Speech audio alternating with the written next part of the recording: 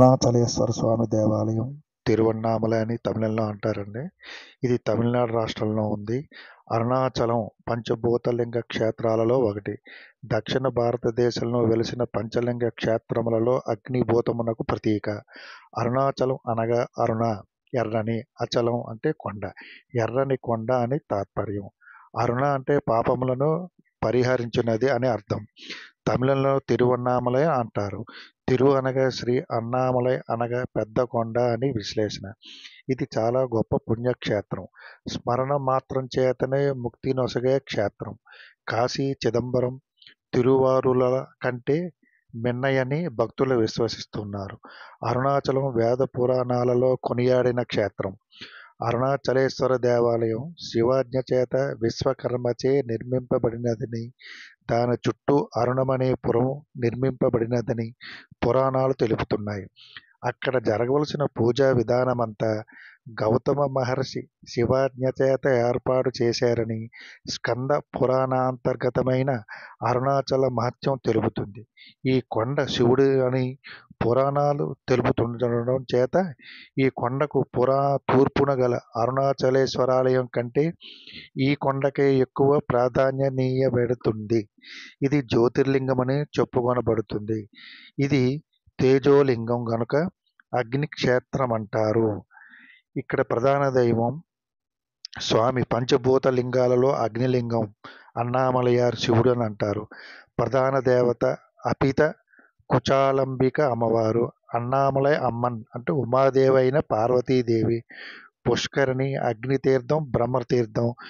ముఖ్య ఉత్సవాలు కార్తీక దీపం నాడు. ఈ అరుణాచలం పరమేశ్వరుని జ్యోతిర్లింగ స్వరూపం కావటం వలన చుట్టూ ప్రదక్షిణం చేయటం సాక్షాత్తు శివునికి ప్రదక్షిణం అని భక్తుల విశ్వాసం. రమణ మహర్షి దీనిని ప్రాముఖ్యాన్ని పదే పదే ఉద్దేశించి ఉన్నారు. పాదచారులైన శివనామస్మరణ గావిస్తూ ప్రదక్షిణ చేసేవారికి మహాపుణ్యం సిద్ధిస్తుందని మహాత్ముల వచనం. అందుచేత నిత్యం అన్ని వేళలా ఎంతమంది గిరి ప్రదక్షిణ చేస్తూ ఉంటారు. గిరిపై గల మహా ఔషధాది ప్రభావం వలన శరీరానికి, శివనామస్మరణ వలన మనస్సుకు, శివానుగ్రహం వలన ఆధ్యాత్మిక జీవనానికి స్వస్థత చేకూరుతుందని భక్తుల నమ్మకం. గిరి ప్రదక్షిణం చాలా వరకు తారు రోడ్డు పైన జరుగుతుంది. ఈ మధ్యకాలంలో గిరి ప్రదక్షిణ చేయడానికి వీలుగా రోడ్డు పక్కన కాలిబాట కూడా వేశారు. ఎక్కువ మంది ఉదయం సూర్యతాపానికి తట్టుకోవడం కష్టం కనుక రాత్రిపూట లేదా తెల్లవారుజామున చేస్తారు. రమణ మహర్షి ఆశ్రమానికి 2 కిలోమీటర్ల దూరం వెళ్ళిన తర్వాత కుడివైపుకి తిరిగి రోడ్డుకి మధ్యలో వినాయకుడి గుడి వస్తుంది. అక్కడ నుండి కొండను చూస్తే నందిలాగా కనిపిస్తుంది. గిరి ప్రదక్షిణ మొత్తం 14 కిలోమీటర్లు ఉంటుంది. అందులో దారిలో వచ్చే మొత్తం 8 లింగాలను మనం దర్శించుకుంటూ వెళ్ళాలి.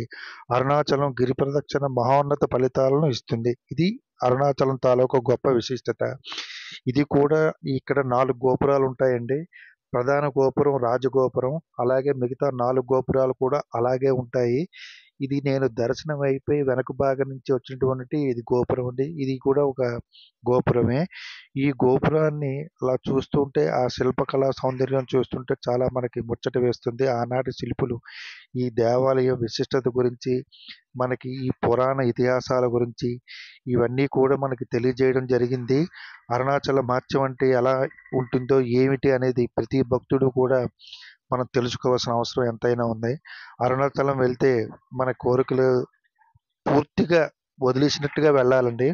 అక్కడతో స్వామివారిని దర్శించుకుని మనస్ఫూర్తిగా రావడం తప్ప అక్కడికి వెళ్ళి ఎటువంటి కోరికలు కోరకూడదు. ఇది అరుణగిరి అండి.